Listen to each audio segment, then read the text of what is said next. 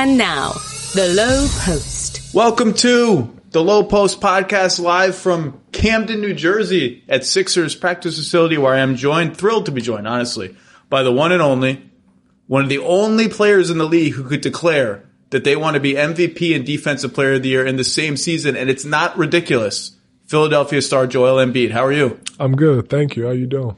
I'm good. That's a good goal. That's like, why not this year? It is a great goal. I mean, obviously, the team success matters more, but I know that if I do accomplish everything when it comes to the team, and that's by meaning winning 60 and over games, be the number one seed, and do what I do best, I feel like I have a pretty good chance of winning both awards. And only two guys, I think, have ever done it before. Akeem and MJ. That's it. Yes, sir. Hey, why not? The last time we saw you was after the shot, crying, being consoled by Marc Gasol. Obviously, that's a once-in-a-lifetime moment either way, good or bad, for Toronto, for you guys. What I want to know is, you get back to the locker room. What are your memories of the locker room after that shot? Does anyone speak? Do you seek out anyone to talk to? Just to, who's your friend on the team you go to in moments like that? What are you always going to remember flashbulb memories from that locker room? Well, nothing really. I was just staring at nothing. In that situation, I wanted to be consoled, but it was by my girlfriend, and she was there for me.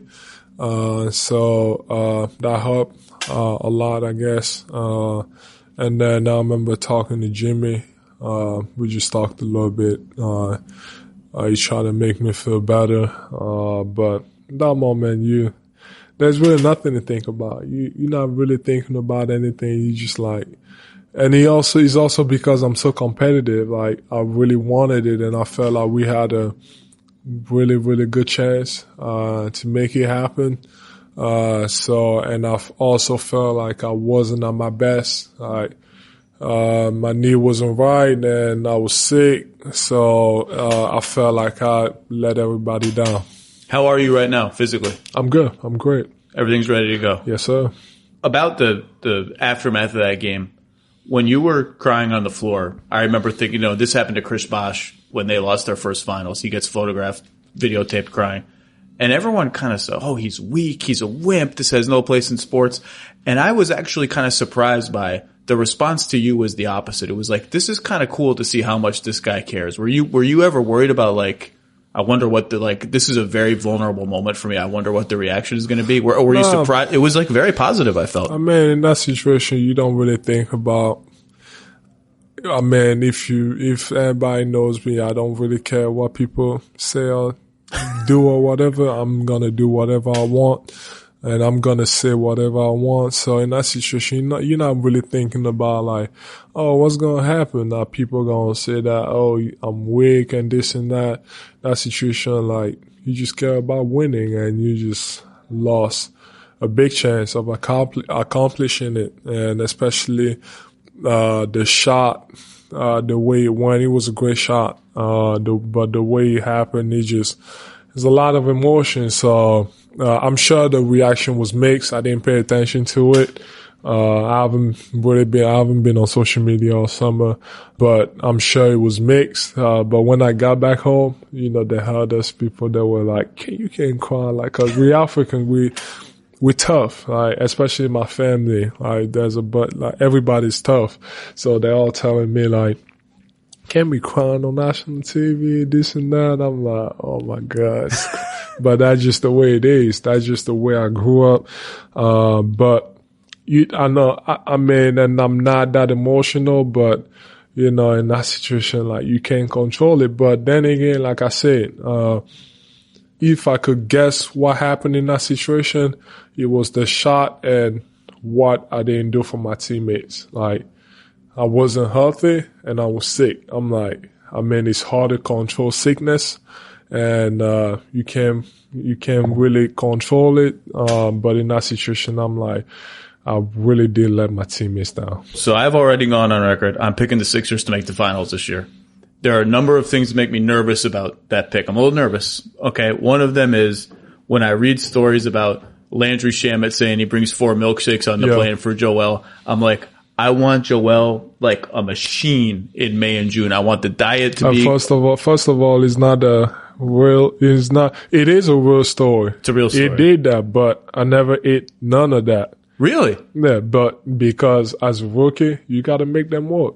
So like, and nobody else on the team ever wanted to like have him do stuff and all that stuff. Like sometimes like they were having him doing stuff, but I was like, gotta make them work. And Okay. like you try to find ways to like get them to do more than they should. And those type of stuff. I don't drink milkshakes. I don't care. What I care. Yeah. How is the diet? How is the diet this summer? No, the diet is great. Have you eliminated anything? I haven't eliminated stuff, but I lost 20 pounds. Okay. Yeah.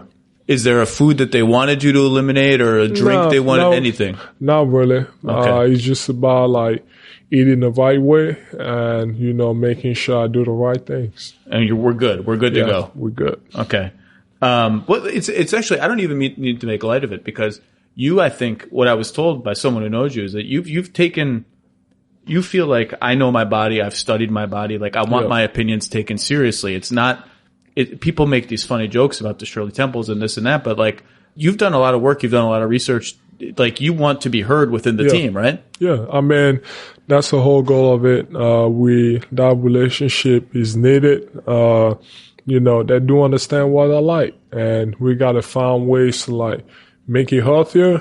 And instead of like, I mean, it's hard to like, I mean, I'm sure over the years I'm gonna eliminate stuff, which I've done. But you can't just go from like liking something just like be like, okay, I'm gonna stop eating. That's not healthy, like especially mentally. You just gotta go slowly. And I'm sure over the years he's gonna be even better. And but he's already better. I feel great. Has any player, you are the best trash talker in the league, but on social media and maybe on the floor. Like what you've done to Andre Drummond, I almost feel sad for Andre Drummond vicariously. Has there ever been a player who has asked you either privately or during a game, hey man, can you please stop? You're getting in my ear. Like, is this starting to hurt my feelings? Well, they don't need to say that. You can see that on their faces. Like guys, I mean, I'm not talking trash ever again. Allegedly, maybe. I don't know. But you have decided I'm done with all that. I just want to play basketball. Well, that's what I'm saying now, but we're going to see if I can hold up. But they don't have to say that. But you can see in their faces, like, you talking to them, they won't even look at you. Like, sometimes people might look at that like, oh, they don't care. They're hearing what you're saying. They're hearing everything you're saying, but they won't even look at you because they're scared. They know they won't even they act like they don't pay attention, but they do that. They do. And they won't look at you. They won't say anything. And then and the best way to talk trash is also dominate. And when you dominate them and you talk some more to them, and then after the game, you go on social media and talk some more, like, that's really hurtful. Sometimes I feel bad for them, and that's why I had to stop. I tell you this, you talk to people within Minnesota, they're like, the day after Joel went at Karl Towns defense on Instagram, he started trying a lot harder. Thank you, Joel Embiid. Yeah, I mean, that's the whole goal. I'm trying to help them. If I call out your defense or if I say that you can't do this, like, you should like want to take it to your heart and be like, okay, I gotta get better. Someone call me. I would like someone to do that for me. No one's ever someone has tried. Nah, not really. Like, no one really, but I like when people or fans are like, you can't do this, because I'm like, okay, like, now I gotta work on that. Now I gotta get better. Like, you can't average 27 points. Now I gotta go average 27 points. You can't average 30. Now, with the right, management and the right minutes, I can go average 30. Has there been a player you've tried to talk trash to who actually, like, you couldn't get in their head, like someone who just wouldn't take the bait? The guy that comes to mind, like, I could see Jokic just being like, I can't. I don't talk trash to Jokic. No? Nah, I don't. Why? I don't know. There's some guys you can talk trash to them, and there's some other guys you just gotta dominate them as a way to like talk trash and say stuff, sometimes. But then again, if you look at it, the only people that I talk trash to, if I think about it, I always say I don't start it. They have to do something for me to go back at them. And, you know, you mentioned Jokic. She's never done anything to me. We just come and we just play basketball. We just do what we have to do to get the win, and then we move on. And he's a great dude. He's a great guy too. So, I mean, if I talk trash to somebody, I mean, it means that they've tried to say something to me. Okay, so you're just defending yourself. Yes, you're just retaliating. Yes, I just retaliate. I don't start it. People, do you ever feel like ticketing websites make getting to the event difficult on purpose? It's as if they're so big and so unwieldy they can get away with not caring about the customer experience. But with millions of live ticket events and price match guarantees, SeatGeek has proven there is a better way. You can search for sports tickets, music tickets, comedy tickets. The NBA season is right around the corner. Go to your favorite NBA arena. SeatGeek has the tickets you're looking for all in one place. No more going to 17 secondary market sites. It's all on SeatGeek. They built the fastest way to find tickets. It has an easy to use rating system, color coded. Green dots mean good deals. Red dots mean the deal might be overpriced. It rates every deal from 1 to 10. That's pretty easy to use. It has an interactive seat map. Every purchase is fully guaranteed, so you can shop for tickets with confidence. I've used SeatGeek many times to buy tickets, including to Broadway plays and stuff. It's fast, it's easy, it saves you time. And SeatGeek right now will even give you $10 off your first purchase. All you need to do is use our promo code. So download the SeatGeek app today. Use promo code Lowe, L-O-W-E, my last name, the name of this podcast. Bam! $10 off your first purchase. That could be a decent percentage of a sporting event, a baseball game, a basketball game. That's promo code Lowe for $10 off your first purchase with SeatGeek. Brett Brown once gave me a great quote about figuring out the fit. Now, this is when Jimmy was here, but figuring out the fit of all the big stars on the team. And he said, you know, we've Ben and Joel, they play at different paces, they do different things, and we've tried to talk to Ben about it's not the 100-meter dash on every possession. You've got a big guy that you need to, if you got to wait for him, you got to wait for him. It can't be a sprint on every possession. And then sometimes, you know, when you post up on the left block, Ben will be over on the right block in the right dunker spot. Now Brett says he's going to move him out of there and all that. But so from your perspective, and there's always interest, how do Ben and Joel get along? How's the fit? How do you think you fit on the floor?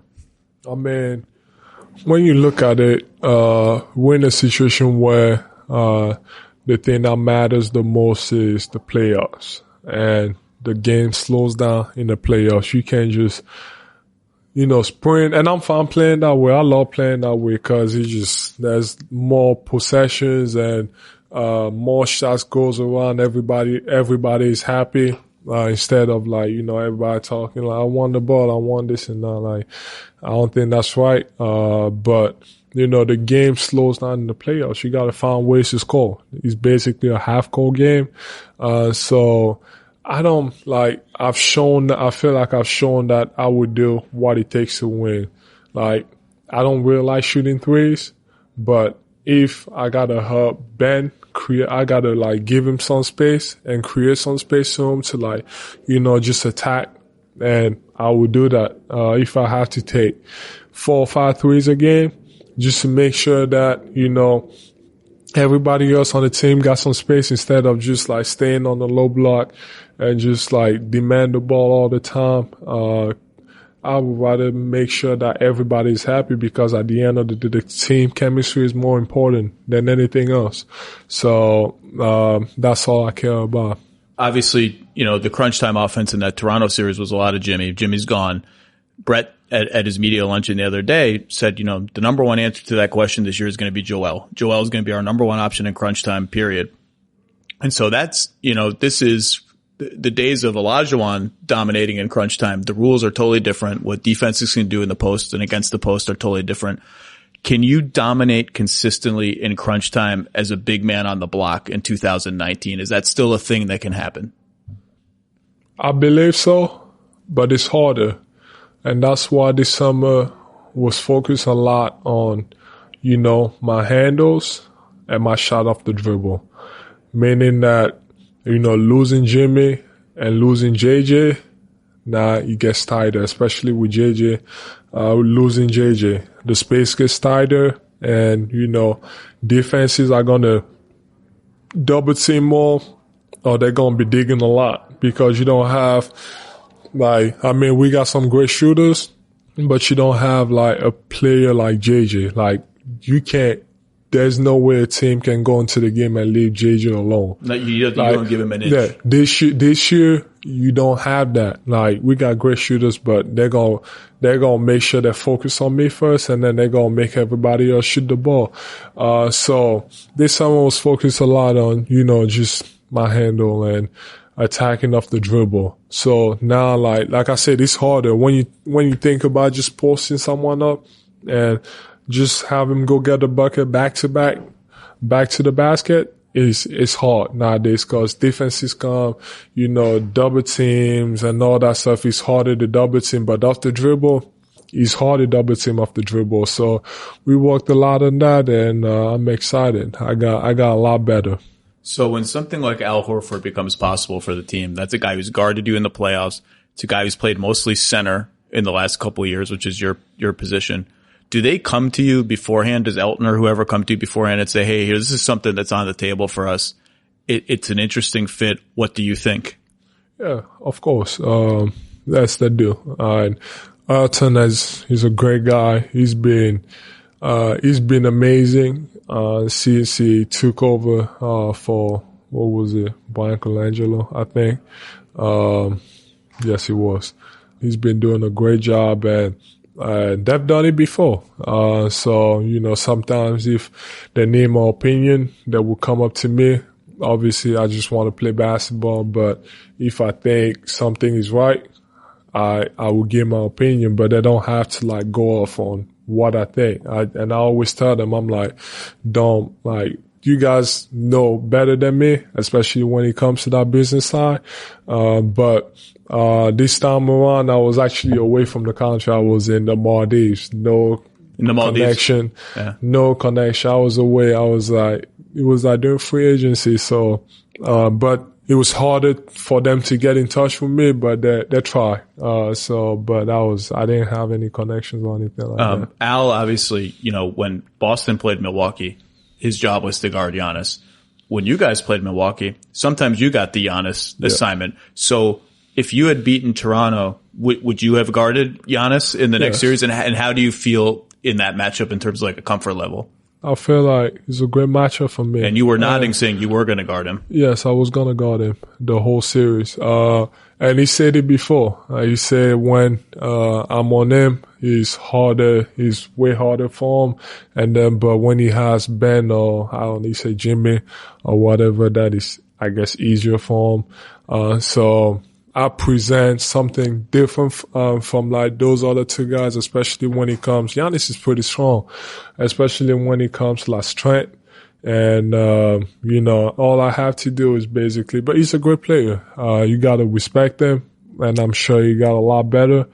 Like I said, I'm not talking trash. I'm trying to say the right things. I don't like this new mature Joel Embiid. Not mature. I don't like this. It lets fun. I'll try to say the right things. He's a great player. Can't wait to play him again. But now we have a guy like that has done a great job of, guarding him. Yanis is going to be Yanis. He was the MVP this past season. So sometimes he's going to dominate. Sometimes you're going to be able to stop him.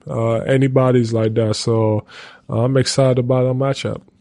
Is it hard not to look ahead to that matchup? I mean, the East is so stacked at the top with you two, and then a bunch of kind of question marks. Is it hard to already kind of itching for Milwaukee, Philly conference finals?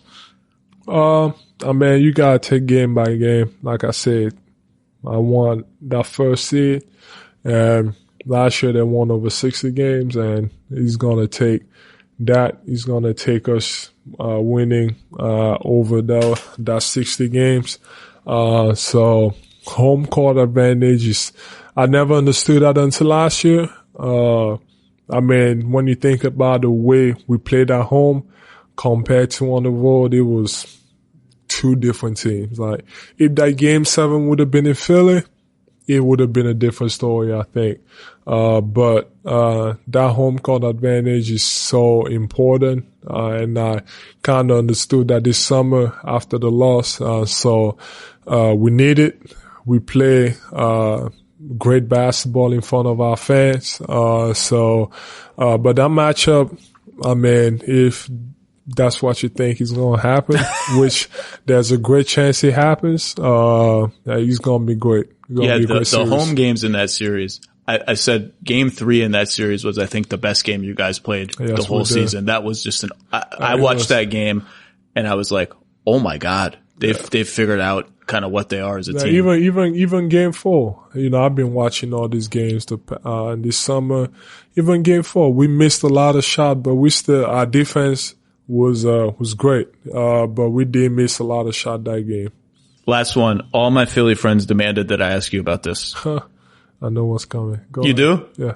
Go Pack, go. Yes. So I I don't follow football much anymore. Are you a Packers fan? Are you just trying to play with the Philly fan? I don't know what happened. I am a Packers fan. I have a good relationship with Aaron Rodgers, and goes to a lot of Bucs games, by the way, in the playoffs. He came to when I was at Kansas. He came to one of our practices, and then I got to talk to him.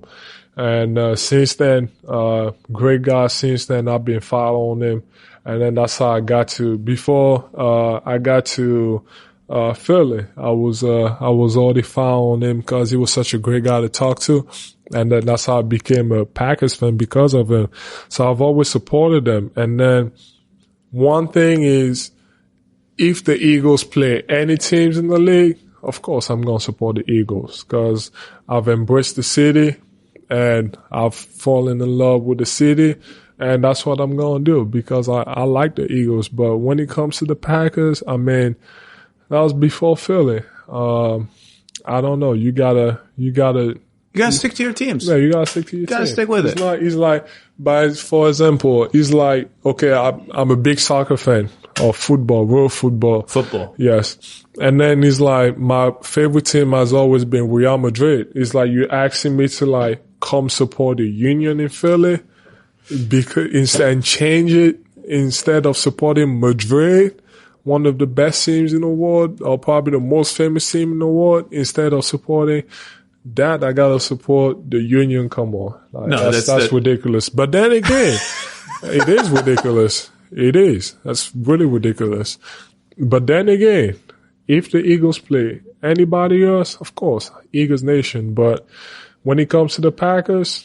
Do you know the words to Fly, Eagles, Fly? Do you know the words to fly? Eagles, fly. Good. On the road to victory. Fly, Eagles, fly. Score touchdown, 1, 2, 3. There's something. Eat them high. Hit them low. There you go. Fly, watch our Eagles fly. Fly, Eagles, fly. No, 1, 2, 3. E-A-G-L-E-S. Well, there you go. Very good. There you go. All right, on that note, you've got to go do other media things. You've been very generous for your time. I can't even remember the NBA without you. It's been so much fun watching you. And I just, as a neutral fan who just wants all the best teams and the best players to be healthy, my only wish is please fall over less. Every time you fall over, I get very, very scared. I can't imagine what the Sixers are. Please either work on your falling over technique or fall less. That's my only wish. Well, I'm working to be an actor, so you gotta start working on those scenes and all that stuff. But I would try. But then again, I'm so competitive. You're playing hard. I get it. So competitive. There's some stuff you can't control. I will try, but I can't control it. It's just my nature. If I gotta save a ball, every play matters. I don't care if it's the regular season or playoffs. Every play matters.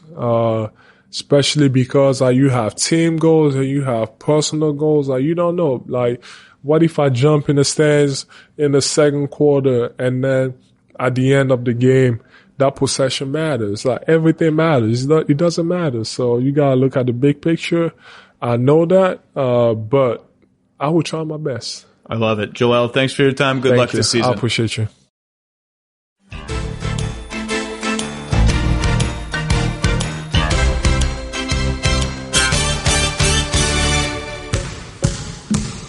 Live from Media Day with the Philadelphia 76ers, my pick to make the finals in the East, although I'm a little frightened by that. I'm thrilled to be joined by one of my favorite under-the-radar players in the league, a guy that I called the best player on the Heat 2 seasons ago where people were finally starting to smarten up about it. Josh Richardson, how you doing, sir? I'm good. Thanks for having me. I was around the Heat enough to know that you guys, and particularly the guys who were on that team that went from 11 and 30 to almost 500 or whatever I finished at, you guys have a special bond, and you've talked about it since you got traded. So what I'm wondering is, how did you learn you had gotten traded? Who called you, and what was your reaction to it at first? Yeah, I mean, at first I was kind of like, this is crazy. I didn't know like what was going to happen. And like Bam was like, wow, that's crazy. But, once I started looking at like the roster that we were going to have going into this year, I kind of got excited and I kind of started like talking mess to Bam already. Well, you faced the Sixers in the playoffs, with the Heat. Yeah. So you lived the other side of it. During that series, did Joel ever get you with any trash talk? I mean, he might be the best trash talker in the league. Are there any Joel Embiid trash talking you memories from that series? Nah. I was really going at it with like JJ, talking to him and Ben, but no, I didn't really hear anything from Joel. JJ? Yeah. Me and JJ always would kind of like bark back and forth a little bit. Does he swear or does he keep it PG-13? Nah, he keeps it pretty PG-13. He's just a super smart guy, so more of his talk is just like at the ref, like, you know, look at what he's doing and stuff like that. And I'm like, oh, you're being too physical with him. And I you just didn't like that. Tell him to stop doing whatever. Who's your first call from the Sixers? Who calls you first? Tobias Harris. Really? Yeah. Just saying welcome aboard? Yeah, he FaceTimed me and was like, oh, here we go. And then Brett Brown FaceTimed me right after. And what did he say? Just how excited he was to have me. And, you know, he'd been watching me the last few years and was excited about my growth, stuff like that. I've said before, I think Brett Brown could motivate me to rob a bank. He's like, when he talks, when he like it, like if he started planning it, I'd be like, I'm in, Brett. I'm in. He's such a motivational guy. Yeah. What made the brotherhood like that in Miami? What made it a place where, I mean, one of the things I read after you got traded, it was very touching. You said, I'm going to be a fan of the Heat. I'm going to be a fan of the Clippers or wherever other guys get traded off this team. That's, you don't hear that level of like, these are guys I'm going to follow the rest of my life kind of talk. What made it so special there? Man, it's just, you know, all the adversity we went through. I think that 1 year missing the playoffs by one game, like really brought us real close together. We were in the locker room for like an hour after that game. And, from there, like every season after that was like, we just got closer and closer. And, as guys started getting moved, we were all calling each other. And like, I think Tyler Johnson was one of the first ones. And, yeah, from there on, we were just all like, we're going to keep up with each other. We're still going to support each other. Guys who came from G League or came from nothing. The jungle, right? That's what you guys call it, the jungle. Yeah, that's what we called it. And so that was kind of a thing that we all had in common. By the way, did you guys know when you're 11 and 30 how close the team came to maybe tanking that season? Like there was a moment where they've talked about it, where they were like, we might have to have a meeting and figure out, you know, how, like, if we got to go the other way. Mm-hmm. I did not know that, but I mean, it makes sense. You got to sense that as players, right? Like maybe something's going to come here if we're going down this road. Yeah. So you are remarkably the smallest player in the biggest starting five in the NBA. How do you look at your fit here on offense? What do you envision? Because in Miami, it was interesting. You started off 3-and-D. Then you started to do a little more on ball, then a lot of on ball pick and roll stuff. What do you think you're going to be doing here? Just be a shot maker, you know, stretch the court for Ben and to get in the paint and do what he does. I mean, he's a guy that people have difficulty matching up with just from his athleticism. You know, get Allen, bend the ball and just be able to be a viable option, you know, going down the stretch, being able to handle when, guys aren't in and, being a quiet leader for us. See, and another thing is, you know, last year JJ was the guy that a lot of times the other team would put the smallest defender on. Mm-hmm. That's going to be you now. Mm-hmm. And I think, you know, one of the things I've talked about with some people on the team is we can do a lot with that. Like we can have Josh screen for people and get switches. We can have Josh handle the ball and get switches. Have you thought about that? And have you thought about like if those switches happen and I got a 4 or a 5 on me, like I got to go to work a little bit, right? Yeah. Yeah, it's either way too. You know, if I get a big guy on me, I can, you know, create, get in the lane, draw some help, either finish, make a shot or pass. And then, you know, if the smallest guy's on Al or on Tobias, it's throw it in. Yeah. So it'll be interesting to see, how people match up. Sometimes for inspiration, you just have to look up. My wife and I were just in Europe, and I said the most underrated thing that you can do is look up when there's all sorts of cool stuff up. For more than 60 years, the Goodyear blimps are cool, has fueled greatness on the gridiron by providing aerial coverage of some of the most legendary moments in college football history. When the Goodyear blimp rises above a stadium, it inspires players to reach higher and rise to the challenge of the game's biggest moments. Now it's your turn to go further with Goodyear. Discover tires made to rise above the rest. Learn more at Goodyear.com. Goodyear, more driven. Do you have goals? Like, do you think about, like, I want to shoot 40% from three? Do you have benchmarks like that, or do you just play? I just usually play because my rookie year, I was about to break the record for the 3-point percentage in a month. And I remember, like, we were going to play the Lakers, our last game of the month, and I went 0 for 5, and I was really thinking about it, and I missed it by, like, 0.02% of a percent. See, that's when you just got to not shoot. Remember, there was a couple years ago a famous story. Mo Harkless, had a bonus in his contract for 35%. He was at like 35.2. He's like, I'm not shooting the rest of the season. I got my bonus. See, that's what you should have done. I can't play like that. So someone with the Heat told me this because I asked some people, like, when did you guys realize Josh was going to be better than anyone thought he was going to be when he was the 40th pick and X, Y, and Z? And he talked about your shooting. He said, I remember one shoot around. Spo put Josh through a shooting drill where I don't know what the exact drill was, where you had to make a certain number of shots, and like it was, you are not leaving until this drill is done. Yeah. And Josh got a little angry, but he did it. So what's the story? It was on an off day. Actually. Oh, it's not a shoot around. Okay. And I went in to shoot, and I was shooting with Coach Quinn, and Spo came up, and actually I think I was shooting with an intern. He was rebounding for me. Coach Spo came up and was watching for a minute, and he got on the court, started rebounding, and was like, you have to make 70 out of 100 before you leave. And I was like, okay, whatever. And the first time I made 64, and then he made me run 10 down and backs after that. Baseline to baseline? Yeah. And I was like, man, I can't believe that. And so I went again. And I made 67, and I was like, come on, I had to run 10 more. And I went again, and I was getting tired, and I made 69. I missed like the second to last one to put me under. And I was freaking out. Like I was saying some stuff I can't repeat. I was upset, and I had to run again. And then I went the fourth time, and I finally got it. And so that was just like, I feel like that was one of the big turning points for me. That's a very Heat thing. The Heat are not for everybody, right? No, like there are some guys in the league who couldn't hack it there. No. If you have any ounce of soft, then you're not going to make it over there. Were there ever any fights in practice? Cause you guys put like, it'll say on the whiteboard, pads today, or like bring all the pads today. Cause that means like we're going hard. I can't tell you. Okay. This information cannot be disclosed. Have you one of the things I'm curious about, JJ had an element to this offense, just in the movement, and particularly his two-man game with Joel, where he would screen for Joel sometimes. Mm-hmm. Have you, and I thought, you did a lot more coming off screens in various ways in Miami last season. Have you watched film of JJ or thought about ways where like I can bring a little bit of that to the team? I mean, I've guarded it. So yeah. I've seen how like effective he is in that offense. Fair point.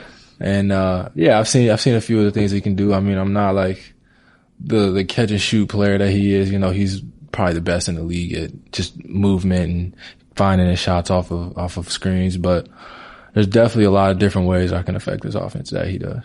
Is it true that you were not invited to the Chicago draft combine? Yes. That's insane. I was hot. You were hot? I was not happy. I will tell you this.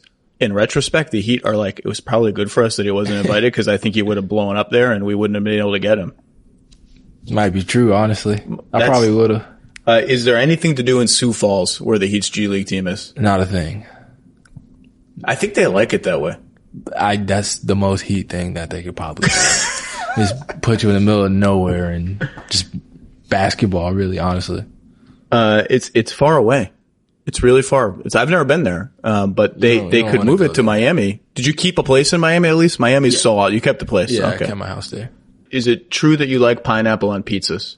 It's very true. Yeah. This is a controversial. This has become a controversial topic. Yeah. I think it's disgusting. Sell me on pineapple on pizza. Yeah, I think it's gross. Okay, so like I'm a big fan of sweet and savory at the same time. Like I like chips and like candy, or like popcorn and chocolate covered raisins in movies. So like pineapple on pizza, first of all, and roasted or like cooked pineapple is great too. And when you put it on pizza with like the right toppings, it's like the perfect amount of a little sweetness with like the savory goodness of pizza. Maybe I'll give it another shot. I think you should. I think you should try the kind that I eat. Okay. Toughest guy to guard in the NBA? James Harden.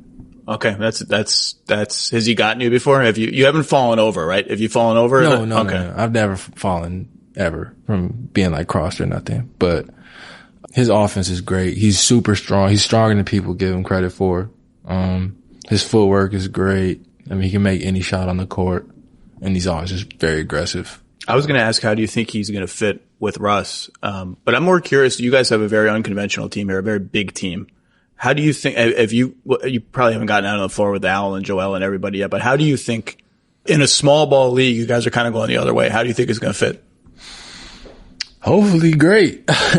I mean, it's not like we have big guys that can't move. So, I mean, we have big athletic guys. So I feel like that's a little different than having like big sloths out there. Yeah. So, I mean, I think it'll go well. I think so too. I like I said, I picked you guys to make the finals. I'm a little bit frightened by that because it is an unconventional team. Always frightening making finals picks though. It is a little bit because you could be really wrong. Yeah. But I'm confident. And you've never made all defense, right? No, never. It's a goal. Yes. I think you guys should have the best defense in the league. So like that could be a goal this year, right? Yeah, definitely. I think, off top or on paper, I think we should have a top 3 at least. I think you guys have a chance to get 3 guys on the all out of the 10. I think you guys can get 3 on the all defense team. I don't know if that's ever been done before, but Joel will make it. And between you, Ben, and Al, it's like that starting 5 is a monster. True. All right. Well, Josh Richardson, you got to go do about 14 other things on Media Day. Thank you for taking a little time and enjoy the rest of the parade of questions you have to answer. But good luck this season, man. It's been fun watching you. Thank you.